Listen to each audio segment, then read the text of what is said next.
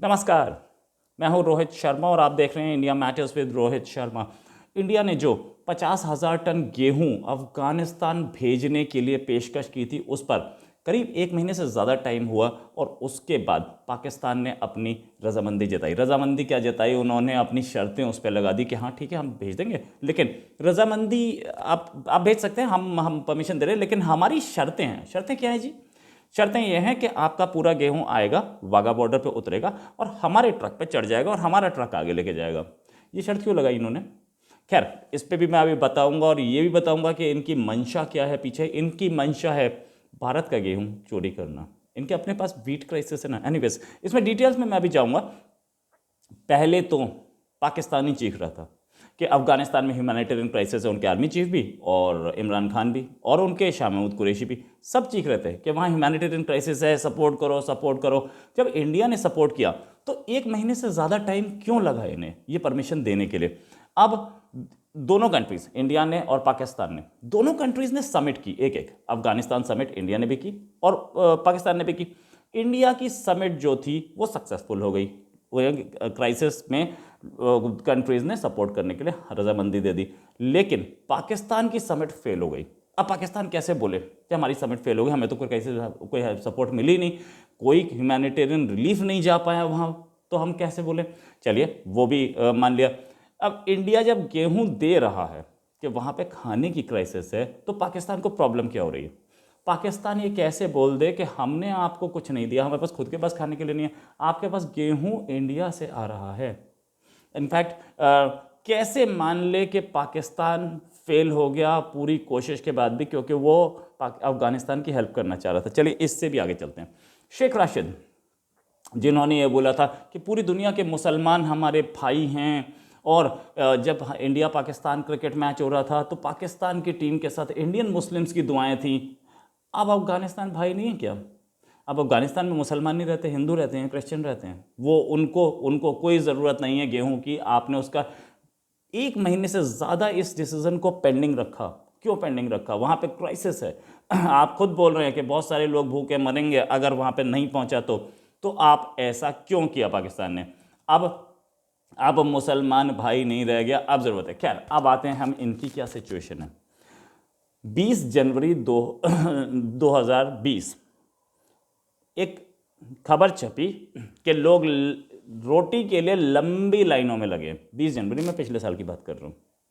लंबी लाइनों में गेहूं की कमी। गेहूं इनफैक्ट पाकिस्तान पहले एक्सपोर्टर हुआ करता था। आज से कुछ ही साल पहले, बहुत ज़्यादा टाइम नहीं, पॉपुलेशन इतनी बढ़ गई कि अब इम्पोर्टर बन चुका है, और इस इम्पोर्टर बनने की वजह से गेहूं की प्रॉब्लम है। अब मैं बताता हूँ एक हफ्ते पहले की खबर। एक हफ्ते पहले छपा था। सिंध के चीफ सेक्रेटरी ने बाकायदा ऑर्डर्स दिए कि एक नोटिफिकेशन निकाल दिया जाए कि आटा जो है वो 60 रुपये किलो मिले मार्केट में। क्यों? क्योंकि वीट यानी कि गेहूं की इतनी कमी है कि वहाँ पर लोगों के पास खाने के लिए नहीं है। सिंध के चीफ सेक्रेटरी को ऑर्डर्स देने पड़े। पंजाब में, ये भी एक हफ्ते पहले ही भाई, पंजाब में सारी फ्लोर मिल्स जितनी भी हैं उनके पास गेहूं नहीं है, तो वो आटा किसका बनाए? और कई फ्लोर मिल्स ने तो अपने आप को बंद ही कर दिया कि आटा गेहूं ही नहीं है, हम बना के बेचेंगे क्या? फूड डिपार्टमेंट ने बोला, खुद फूड डिपार्टमेंट ने, पंजाब के फूड डिपार्टमेंट ने बोला कि गेहूं के गोदाम खाली हैं और नई जो उपज आएगी, नई जो फसल आएगी, उसमें टाइम बहुत है, अभी काफ़ी टाइम है। तो इतने दिन तक हम क्या करेंगे? कहाँ से लाएंगे गेहूं और कहाँ से लाएंगे आटा? वर्ल्ड बैंक, IMF पहले ही बोल चुके थे कि भैया तुम्हारे पास एक क्राइसिस आने वाली है और इसको ज़रा संभाल के देख लो, इसमें बहुत प्रॉब्लम है। वर्ल्ड बैंक, IMF, साथ में UN में बोला था। ठीक है। अब गेहूं की चोरी की साजिश। ये चाहते क्या है कि वहाँ से 50,000 टन इंडिया से पहुँचे, वो उनके ट्रक्स पे लदे और उनके ट्रक से वो आगे चला जाए। उसमें बीच में हेरा फेरी वो कर लेंगे। पता लगा यहाँ से 50,000 टन गया, वहाँ 40 ही पहुँचा। ये भी ये लोग कर सकते हैं, कोई बड़ी बात नहीं है। और कर लिया तो अच्छा, दूसरी चीज़, इनके इरादे नेक नहीं है। ये पहले भी बहुत कुछ उड़ा चुके हैं, पहले भी बहुत कुछ चुरा चुके हैं। जहाँ तक बात, ये भी इनकी साजिश है कि ये गेहूँ वहाँ पहुँचे और वहाँ पर पहुँचेगा तो उन जो पाकिस्तानी ट्रक्स हैं उनके सामने पाकिस्तानी झंडा लगा होगा, और झंडा लगा होगा तो वहाँ के लोगों को बताएंगे कि ये तो पाकिस्तान से आया है, इंडिया का नहीं है, इंडिया वाला तो आया ही नहीं, हम तो पाकिस्तानी गेहूँ लेके आए, हम लोग आपको दे रहे हैं। इनकी साजिश ये भी हो सकती है, इनकी साजिशें बहुत हैं जिन पर पता लगाना बहुत। खैर इंडियन साइड ने बोला कि भाई जाएगा तो हमारे ट्रकों में जाएगा, आपके ट्रकों में नहीं जाएगा। इनफैक्ट ये भी बोला कि ये जो सामान है ये सीधे अफगानी लोगों के पास जाएगा, वहाँ की तालिबान के हाथ में नहीं जाएगा, हम खुद भेजेंगे, यूएन की निगरानी में पहुँचेगा, यूएन इस पर नज़र रखेगा कि कितना आया और किसको दिया गया। पाकिस्तान कुछ ऐसा नहीं चाहता, पाकिस्तान चाहता है कि मेरे हाथ में आ जाए, जिसमें से मैं कुछ तो अपने गेहूं को गोदामों को दे दूं, और बाकी वहां पहुंचे तो सीधे तालिबान सरकार को, और मैं खुद वहां खड़ा हो जाऊं पाकिस्तान का झंडा लगा के, और तालिबान सरकार उन लोगों को दे जो उसके अपने पिट्ठू हैं। बाकी जनता के पास पहुंचे ना पहुंचे, उनके पास पहुंचना चाहिए। ये अफगानिस्तान की ये जो साजिश है पाकिस्तान की, ये हमें पहले से पता थी।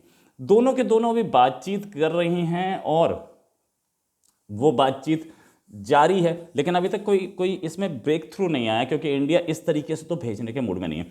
गेहूं ही नहीं, इसमें लाइफ सेविंग ड्रग्स भी हैं, और साथ में इन लोगों ने पहले ही इतना टाइम वेस्ट कर दिया है। 7 अक्टूबर को इंडिया ने बोला था कि हम वहाँ पे भेजना चाहते हैं, और 24 नवंबर को आई है वहाँ से परमिशन कि भैया हाँ आप भेज लीजिएगा, और उसके बाद कंडीशंस तो अभी हाल में पता लगी। ये भी बोला गया कि हम यहाँ से आपके वाघा बॉर्डर से और अफगानिस्तान तक ले जाएंगे अपने ट्रकों में, उसका पेमेंट इंडिया को करना पड़ेगा। इंडिया बोला भाई ये तो एक तो ट्रक्स का पेमेंट और रूट का पेमेंट। इंडिया बोला भैया हमारे ट्रक जा रहे हैं, आप हमारे ट्रक्स को जाने दीजिए, हम तो नहीं पेमेंट करते। ये कौन सा तरीका है? एक तो आप गेहूँ चोरी कर लें, ऊपर से अपना झंडा भी लगा लें, उसके बाद ले जाने का पैसा हम दें, हमारे ट्रक जाएंगे, वो अपना तेल लगेगा, कोई प्रॉब्लम नहीं है। दूसरी चीज़ रूट का पैसा, भाई ह्यूमैनिटेरियन क्राइसिस है, आप ही चीख रहे थे कि ह्यूमैनिटेरियन क्राइसिस है, वहाँ पे हमें खाना भेजना है वरना वहाँ पे लोग मरेंगे। तो क्या वो मरते हुए लोगों को बचाने के लिए आप रास्ते का ट्रांजिट का पैसा लेंगे? ये मुसलमान भाइयों के लिए इतना एहसान क्यों कर रहे हैं आप? हमें पता है कि आपके पास पैसे की कमी है, लेकिन फिर भी ये तो कोई तरीका नहीं हुआ। 50,000 टन, इंडिया ने बोला कि 50,000 टन गेहूँ एक ट्रक से उतरेगा वाघा पे, दूसरे पाकिस्तानी ट्रक पे चढ़ेगा। आप सोच रहे हैं कि कितना गेहूं और कितनी मैन पावर लगेगी उसमें, और कितनी प्रॉब्लम आएगी लॉजिस्टिकल। ये वही ट्रक सीधे ले जाए, एक बार हमने लोड कर लिया तो। और भी हम ऐसा भी तो है नहीं कि हम एक जगह से भेजेंगे, हम भी कई जगह से भेजेंगे उसको, वो सारा का सारा आप शिफ्ट कर करके जाता रहे, ऐसे तो नहीं जाता ना ट्रक। पाकिस्तान को क्या प्रॉब्लम है कि ये इंडियन ट्रक पे जाए? क्यों प्रॉब्लम है? पाकिस्तान ने अब तक ये नहीं बताया। कंडीशंस में ये भी है कि शिपमेंट जो है वो इसमें लॉजिस्टिकल इश्यूज के साथ साथ ये भी हमारी गवर्नमेंट ने ये बोला है कि हम कोई भी कंडीशंस इसमें वो नहीं करेंगे, एक्सेप्ट नहीं करेंगे। कंडीशंस इनकी जो पाकिस्तान की है उसमें ये भी है कि वो इंडियन जो ट्रक्स हैं उनका अगर वो एंटर करते हैं उनका भी चार्ज ले सकते हैं। भाई ये चार्जेस, एनीवेज, ये पाकिस्तान की अपनी मुस्लिम भाइयों से जो दोस्ती है या मुस्लिम भाइयों से जो भाईचारा है वो देखें। हमें तो कोई प्रॉब्लम नहीं है, हम तो भेज रहे हैं, मुस्लिम भाइयों के लिए भेज रहे हैं, वो अफगानी भी हमारे भाई हैं, इसमें कोई शक नहीं। लेकिन पाकिस्तान के लिए प्रॉब्लम है, पाकिस्तान नहीं चाहता कि उसके मुस्लिम भाई कुछ खाएं, पहले वो खुद तो खाएगा तब तो वो कहीं भेजेगा ना।